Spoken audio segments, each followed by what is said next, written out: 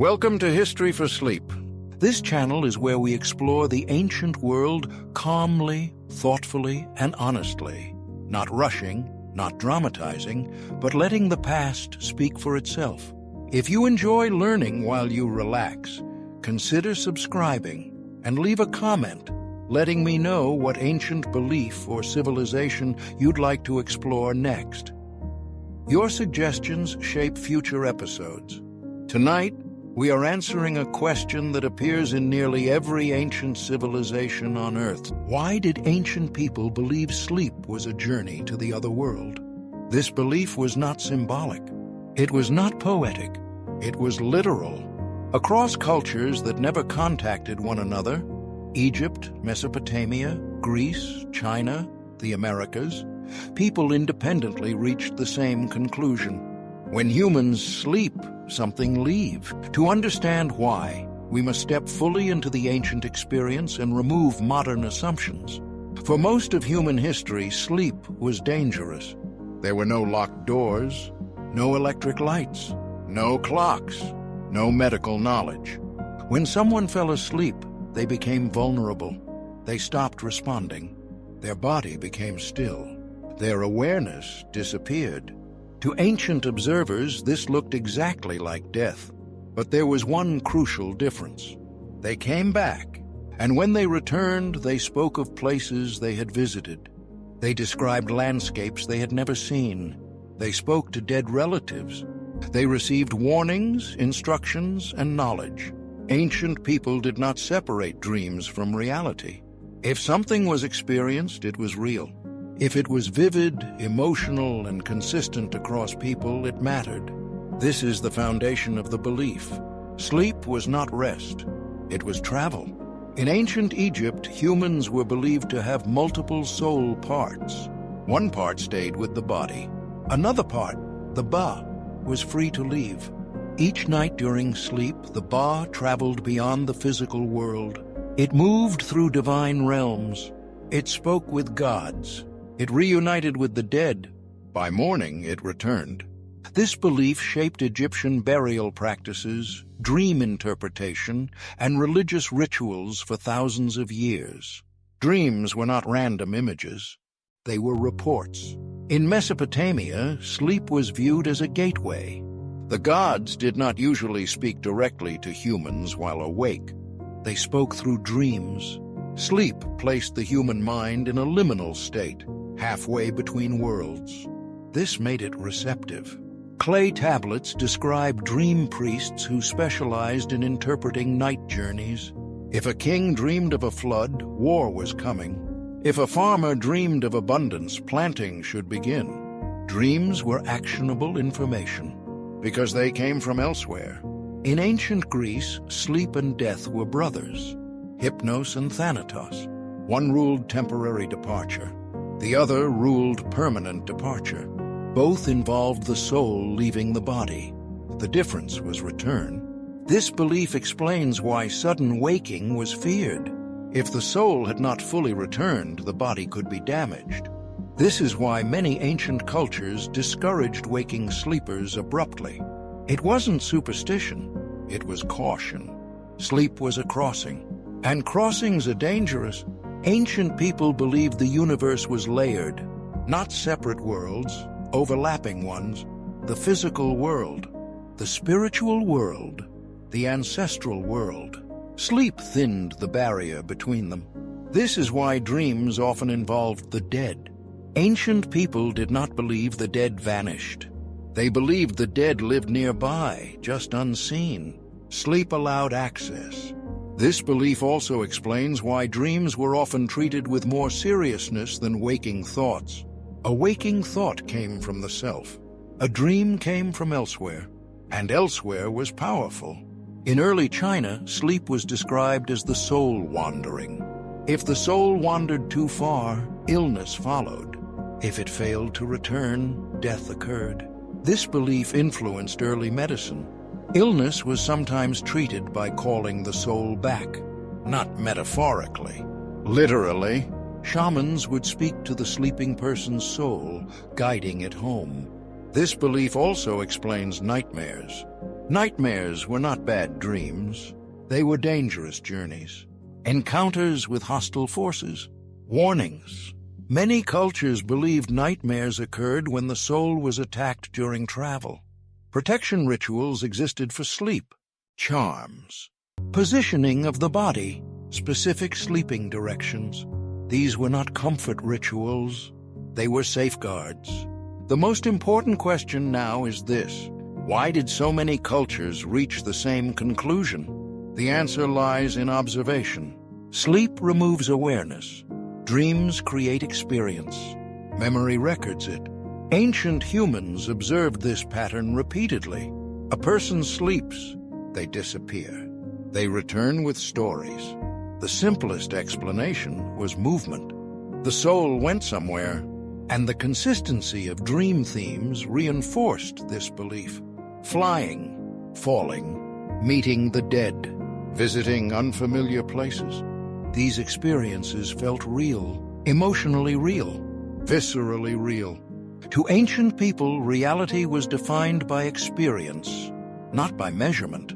If you felt it, it mattered. And sleep felt like departure. This belief also shaped how ancient people viewed death. Death was sleep without return.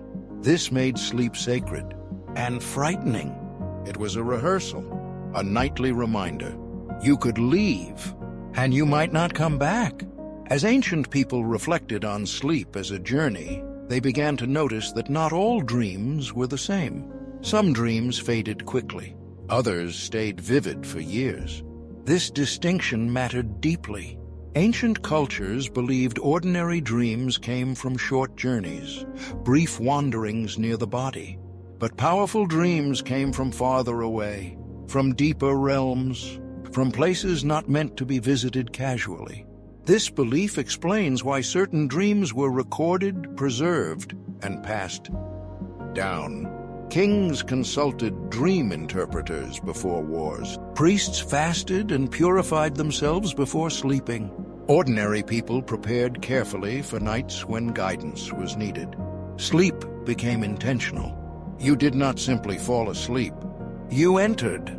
In ancient Egypt, special dream temples were built for this purpose. People slept inside sacred spaces, believing the gods would guide their souls more clearly there. This practice was called incubation. You entered sleep expecting instruction. The dream was not entertainment.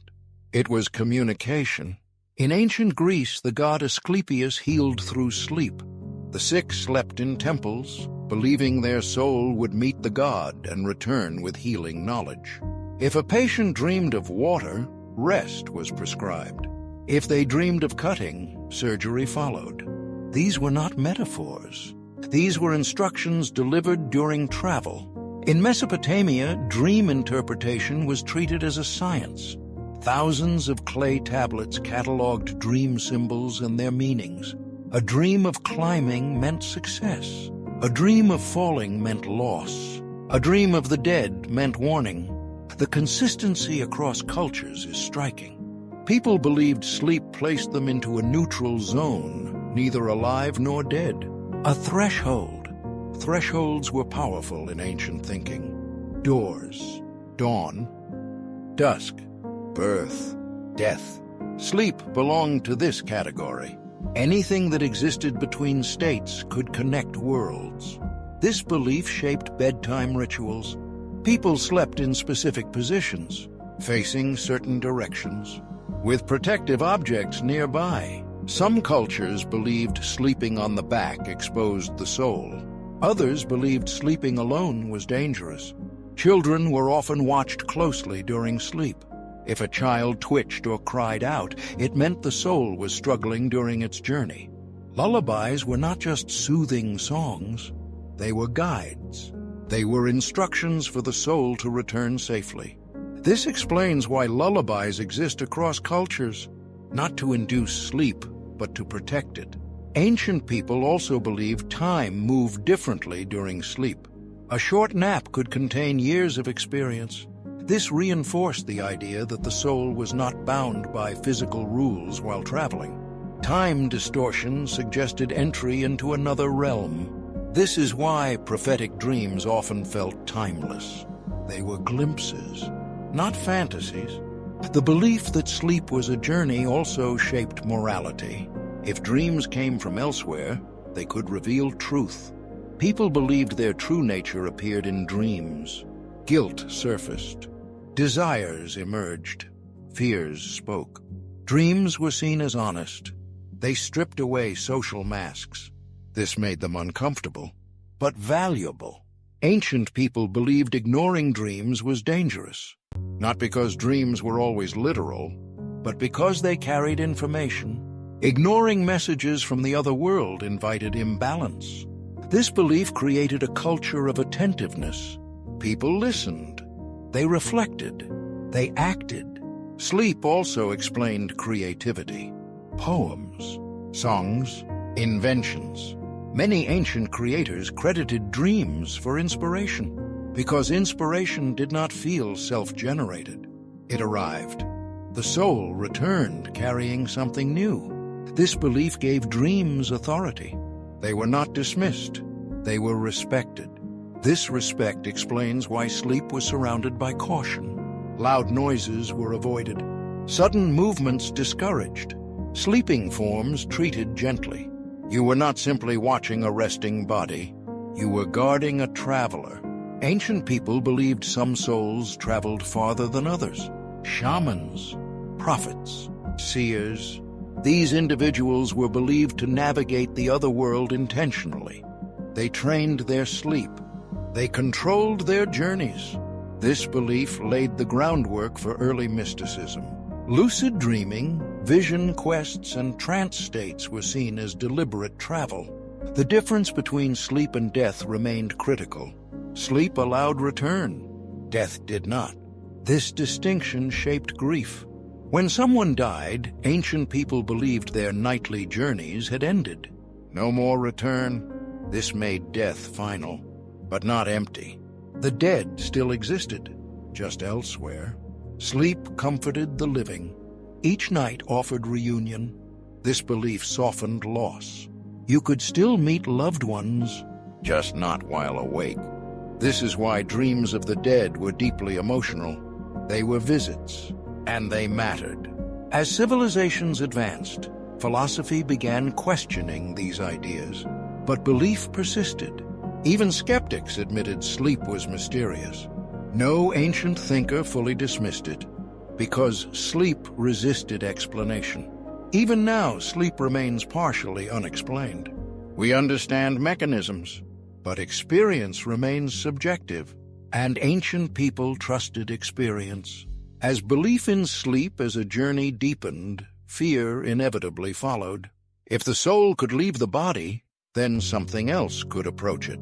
Ancient people believed sleep was powerful, but power always carried risk. This is where nightmares entered the story.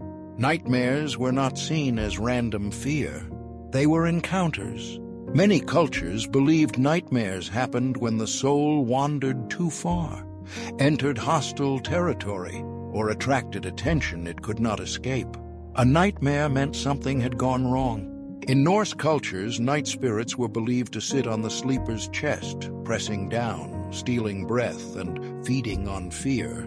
This explains why sleep paralysis terrified ancient people. They experienced awareness without movement and believed a being had found their body while the soul was away. This was not imagination to them. It was vulnerability. Across cultures, people believed the body during sleep was unguarded. That is why charms, symbols, and protective objects were placed near beds. Amulets were worn. Salt was scattered. Fire was kept burning. Fire meant life. As long as the fire burned, the soul would find its way back. Many cultures feared waking someone abruptly. If the soul had not fully returned, the body could become sick, confused, or empty. This belief explains why gentle waking rituals existed. Names were spoken softly. Music was used. Light entered slowly. The soul needed time to re-enter. Nightmares also served as warnings. Ancient people believed frightening dreams were messages meant to correct behavior. If you dreamed of falling, you had lost balance in life.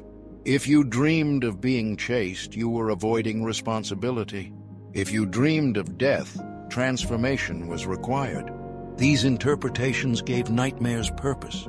Fear became instruction. Sleep was also connected to prophecy. Some dreams predicted disaster, floods, wars, deaths. When these dreams came true, belief hardened. Sleep was not symbolic. It was informative. Entire cities changed behavior because of dreams. In ancient Rome, officials delayed political decisions after bad dreams. In China, emperors recorded dreams as state matters. The line between sleep and governance was thin. This belief affected architecture. Bedrooms were placed carefully. Sleeping chambers faced sacred directions. Some cultures believed sleeping toward the west invited death. Others believed eastward sleep allowed rebirth. Even today, these preferences persist. Ancient people believed sleep mirrored death because the body appeared lifeless. Breathing slowed, muscles loosened, eyes closed. This resemblance terrified early humans. If death looked like sleep, sleep must be rehearsing death. Each night became practice. This belief changed how people viewed mortality. Death was not sudden. It was familiar. You had visited it many times before. This idea reduced fear for some and intensified it for others. Those who believed sleep journeys prepared the soul for death felt comforted. Those who feared getting lost feared both sleep and dying. This is why insomnia appears in ancient texts. People were afraid to sleep, not because of dreams, but because of travel. Some cultures believed staying awake protected the soul. Others believed sleep deprivation weakened it. Contradictions existed, but belief remained strong. Sleep mattered. The belief that sleep was a journey also shaped storytelling. Myths often began with a character falling asleep. Visions followed. Messages arrived. When the character woke, their fate changed. Sleep marked transformation. Heroes were never the same afterward. This narrative pattern exists across civilizations because people believed sleep changed you, and often it did. Physically, mentally, emotionally. Ancient people noticed that problems felt clearer after sleep. Grief softened. Decisions clarified. Strength returned. They attributed this to the soul gaining insight elsewhere. Sleep healed because the soul traveled where healing existed. This belief influenced medicine. Doctors prescribed sleep intentionally, not rest. Journey. A good sleep meant a successful return. A bad sleep meant intervention was needed. Herbs were used not to induce unconsciousness, but to guide travel. Certain plants were believed to open pathways. Others were believed to block harmful entities. This created the foundation for ritual sleep. As belief systems evolved, religions absorbed sleep symbolism. Sacred texts describe sleep as temporary death. Resurrection mirrors waking. Rebirth mirrors mourning. These metaphors exist because people already believed them. Religion formalized what sleep had already taught. Even today, phrases remain. Eternal rest. Rest in peace. Fallen asleep. Language preserves belief. Sleep never lost its mystery. Science explained mechanisms, but experience remained ancient. You still leave awareness. You still return changed. The belief that sleep was a journey survived because it matched experience. As ancient societies matured, dreams stopped being treated as personal experiences alone. They became collective responsibilities. A dream could affect not just the sleeper, but the entire community. This is where belief in sleep as a journey became dangerous, powerful, and deeply political. In many ancient civilizations, certain people were believed to travel farther during sleep than others. These people became dream specialists, shamans, oracles, priests, seers. They were trained to sleep intentionally. Their role was not rest. It was exploration. They fasted before sleep to purify the soul. They avoided noise and light. They slept in sacred spaces. The belief was simple. A clean body allowed a clear journey. These individuals were believed to cross borders others could not. They visited gods. They entered the realm of ancestors. They witnessed future events. Their dreams were recorded, debated, and acted upon. This gave sleep authority. In ancient Mesopotamia, dream interpreters worked directly for kings. A ruler who ignored a dream warning was considered reckless. If disaster followed, the dream, not the decision, was blamed. This reinforced belief. Sleep became a source of legitimacy. If a king dreamed of divine approval, his rule was strengthened. If he dreamed of rejection, rebellion often followed. Entire power structures rested on sleep journeys. In Egypt, sleep temples were built for one purpose: dream incubation. People traveled long distances to sleep near statues of gods. They believed proximity increased accuracy. The gods were closer, messages clearer. Illnesses were treated this way. You slept. You dreamed. The god revealed the cure. Sometimes it worked. When it did, belief became permanent. Failures were blamed on improper preparation, not the belief itself. This made sleep sacred and untouchable. In ancient Greece, Asclepian temples functioned the same way. Patients slept on animal skins. Priests interpreted dreams the next morning. The body healed while the soul negotiated elsewhere. This belief changed how people viewed responsibility. Healing wasn't forced. It was granted. The soul had to earn it. This placed moral weight on sleep. If you suffered, perhaps your soul failed to listen. Dreams also shaped law. In some cultures, crimes committed in dreams were taken seriously. If you dreamed of harming someone, it revealed hidden intent. That intent mattered. Dreams exposed truth. Ancient people believed the waking mind lied, but the sleeping soul did not. This belief made dreams dangerous. They could betray you. People confessed sins after dreams revealed guilt. Sleep forced honesty. This is why many cultures practiced dream purification rituals: bathing before bed, prayer, silence. They were preparing the soul to travel safely and speak carefully. Dreams also defined identity. People believed recurring dreams revealed destiny. If you dreamed repeatedly of water, you were meant to travel. If you dreamed of fire, leadership awaited.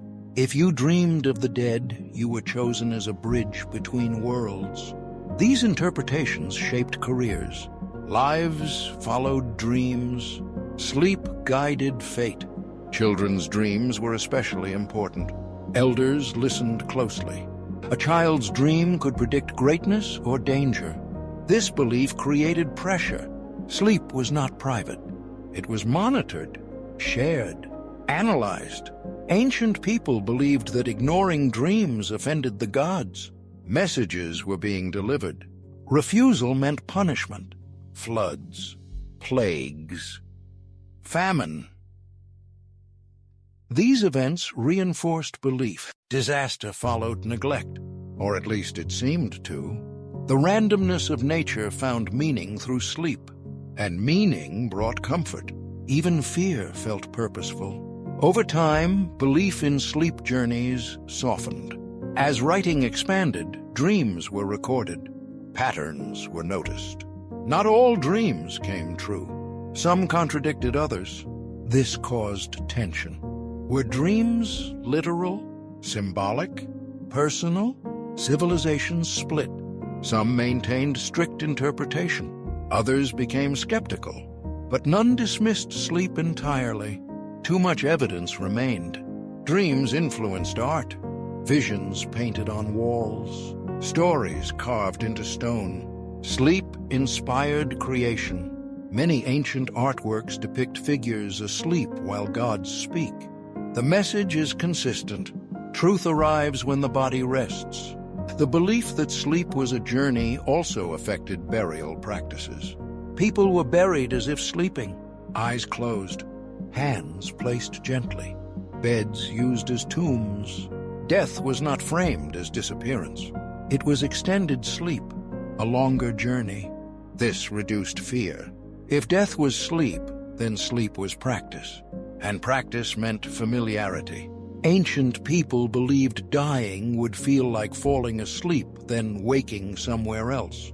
This belief made death survivable emotionally. Not painless, but understandable. As societies evolved, philosophy challenged myth. Greek thinkers asked hard questions. If the soul leaves the body during sleep, why does it always return? If it visits gods, why do dreams contradict each other? These questions did not destroy belief. They refined it.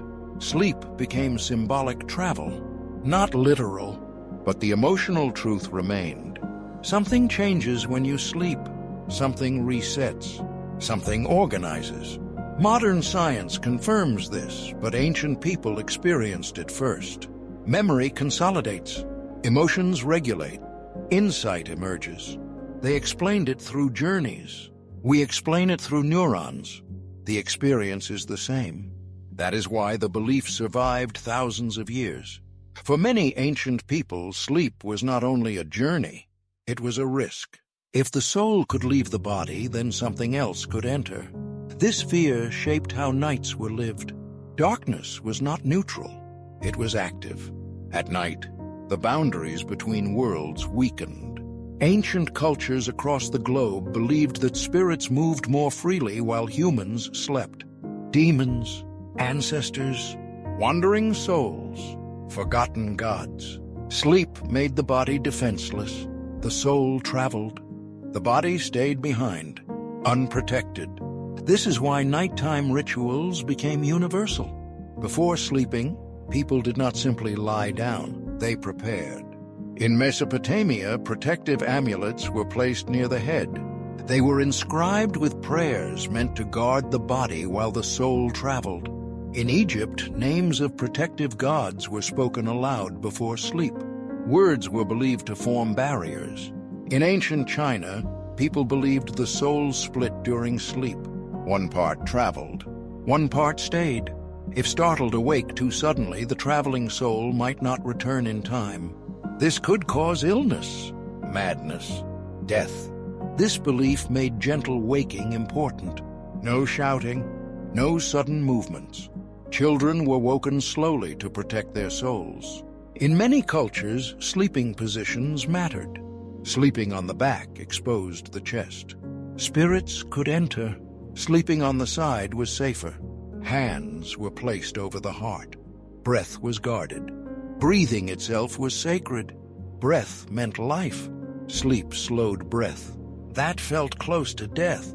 This is why sleep and death became linked linguistically. Many ancient languages used the same word for both. Temporary death. Reversible death. Sleep was death's rehearsal. This belief created fear, but also control. If sleep was death-like, then mastering sleep meant mastering death.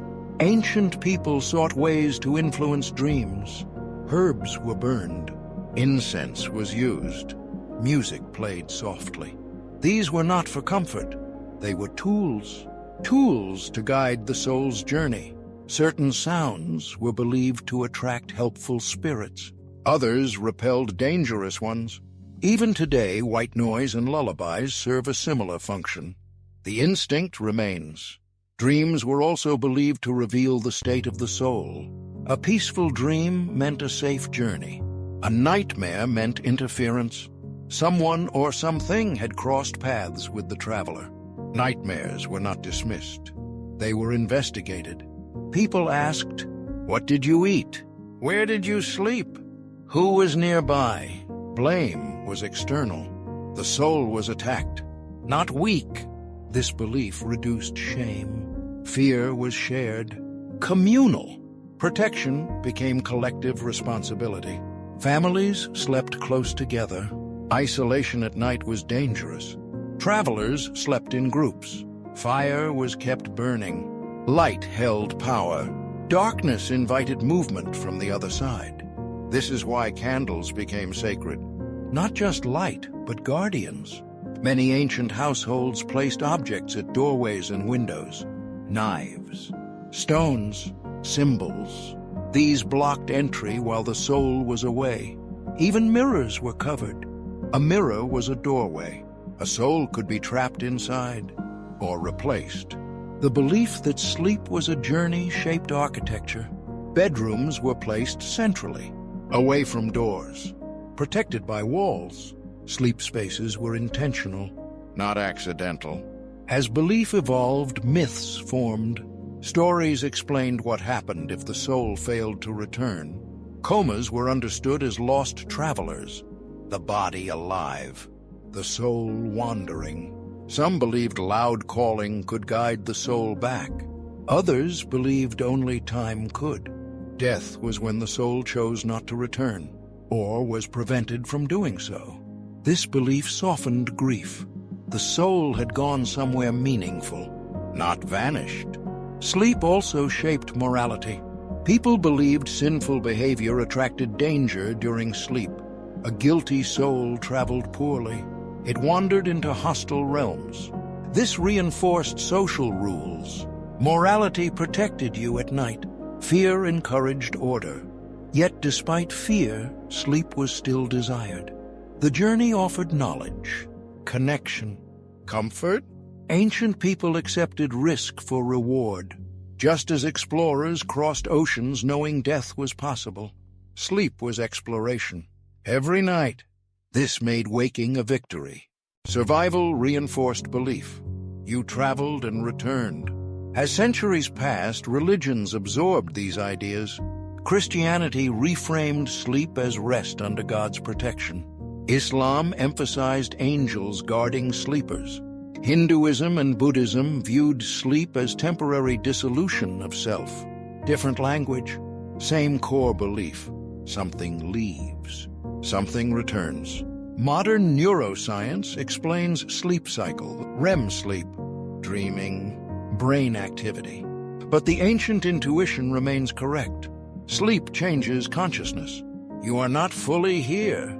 You are not fully gone. That space fascinated humans. Still does. Even today, phrases like lost in sleep and deep sleep reflect ancient thinking.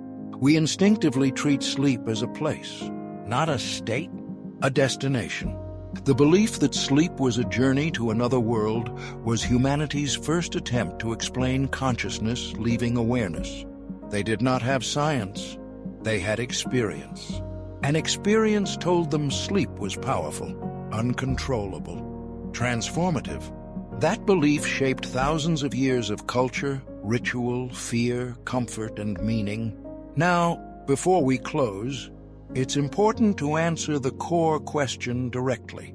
Why did ancient people believe sleep was a journey to the other world?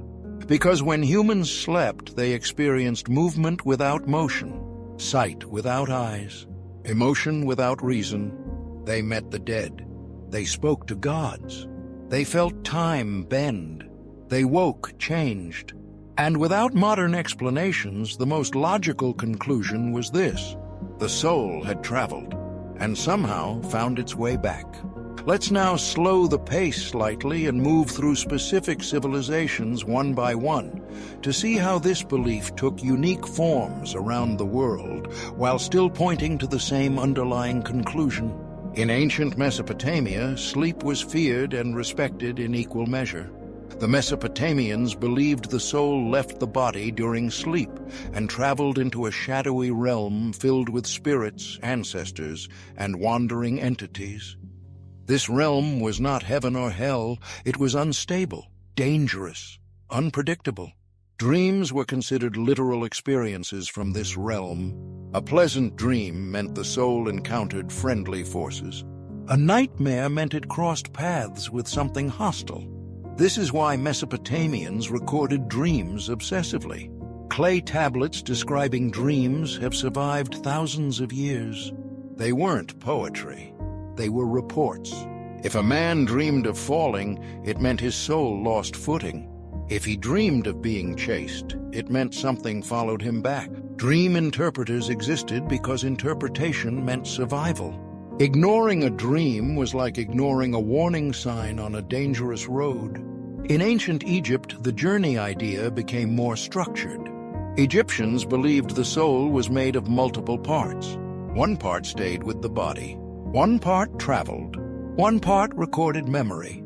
This explains why Egyptians feared sudden waking. If the traveling part didn't reunite properly, imbalance occurred. Illness followed. Death followed. Dreams were official messages, not symbols. Messages. The gods spoke when humans were quiet. Sleep was silence. Silence allowed communication. This is why priests slept in temples. The gods lived there. Distance mattered. Closer sleep meant clearer messages. Even pharaohs obeyed dreams. If a god spoke, action followed. This belief shaped empire-wide decisions. Wars were delayed. Buildings were constructed. Laws were changed. All because someone slept and dreamed. In ancient Greece, the belief evolved.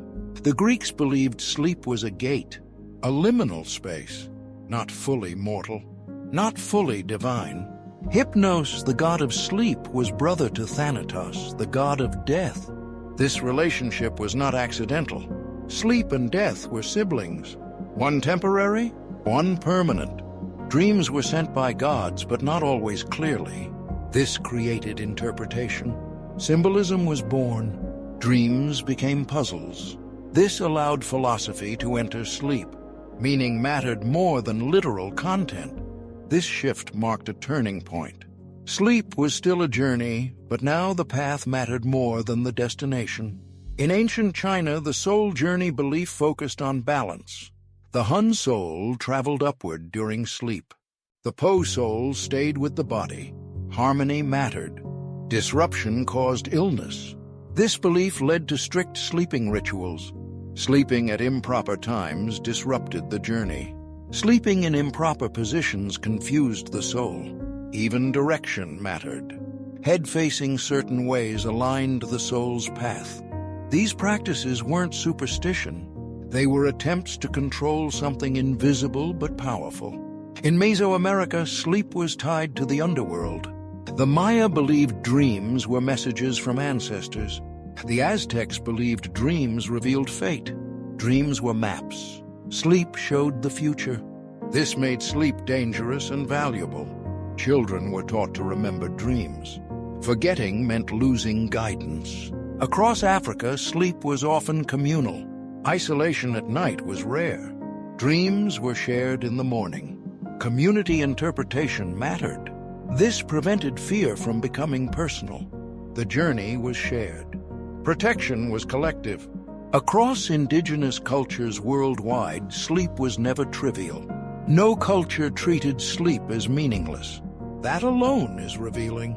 Every civilization, separated by oceans and centuries, reached the same conclusion. Sleep changes where you are. Not physically, but existentially. Now, let's address something modern listeners often wonder. Did ancient people really believe this literally? Yes, but not blindly. They believed it because it explained why dreams felt real, why sleep healed, why nightmares traumatized, why death looked like sleep, why waking felt like returning. They believed because it worked. Belief reduced fear, created order, provided meaning, and most importantly, it respected an experience that could not be controlled. Sleep still cannot be controlled. You surrender to it. That surrender felt spiritual. Still does. Modern science now tells us that consciousness changes during sleep. Memory consolidates. Emotions process. Creativity increases. The brain disconnects from sensory input. Ancient people described this as travel. We describe it as brain states. Different language, same phenomenon. And perhaps that is the most important lesson. Ancient people were not foolish. They were observant. They named what they felt. They respected what they couldn't explain. They didn't reduce sleep to inactivity. They elevated it. That respect is something we've lost. Sleep is now treated as interruption. Ancient people treated it as necessity, sacred, transformative. If this idea resonates with you, take a moment to reflect on your own sleep, not just as rest, but as transition, a nightly crossing, a return. And now, to close this episode properly, here is the final passage. Welcome to the end of tonight's journey. If you've stayed with this story, thank you for sharing your time and attention. If you enjoy calm, deeply researched history that explores the ancient human mind, consider subscribing to History for Sleep. Leave a comment telling us which ancient belief fascinated you most, or which topic you'd like explored next. Your support helps keep these stories alive. And as you rest tonight, remember this. For most of human history, sleep was never empty. It was a place people went, and every morning they were grateful to return. Good night.